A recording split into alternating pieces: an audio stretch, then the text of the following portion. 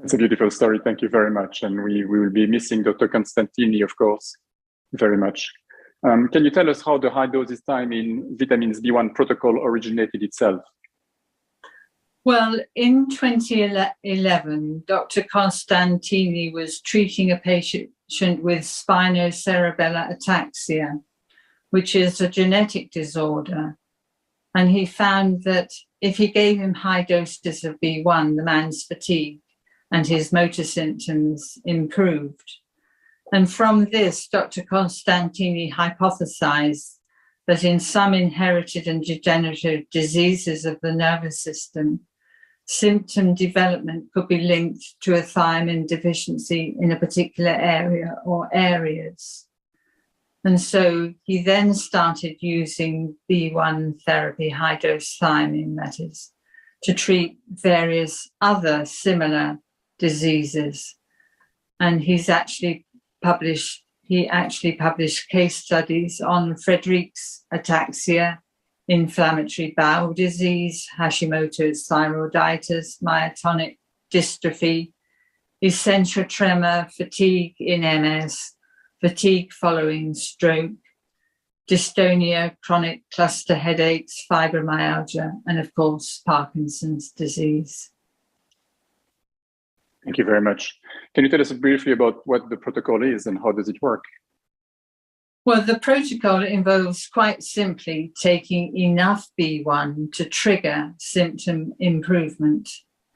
Sadly, this is not a one-size-fits-all, so we have to find our own point.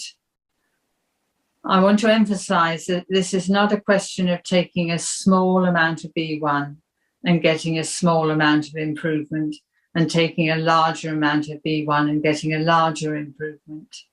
This really is a case of taking too low a dose and seeing no change at all in symptoms, too high a dose and you temporarily get worsening symptoms, and you've got to find the thin band in the middle of the sweet spot that triggers symptom improvement. And this will be different for everybody. And it does take, unfortunately, quite a lot of trial and error to find your sweet spot. Can you tell us a tiny bit more about the benefits themselves? Or what is it helping people with Parkinson's with? Well, the potential benefits are significant symptom improvement and a slowing of the progression. There was a survey done on Health Unlocked where people were invited to write in and say which symptoms they had found had improved. And this is quite interesting because it covers so many non-motor and motor symptoms. I'll very quickly go through some of them. Anxiety, depression, apathy, brain fog, focus, clarity, concentration, ability to taste and smell returned, improved sleep, both in length and quality, constipation reduced, fatigue reduced is a major one that most people find happens first.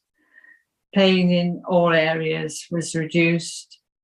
And then in motor symptoms, walking, arm swing, all improved, balance improved, handwriting, typing, mouse usage on the computer, bradykinesia eliminated, easier turning in bed, freezing reduced, improved coordination, reduced stiffness, smiling, masked face normalized, dystonia, toe curling reduced, improved voice volume, projection and clarity, improved swallowing, drooling reduced, muscle cramps reduced, and generally it produced an ability to forget that you had Parkinson's, which I think is a lovely one to finish with.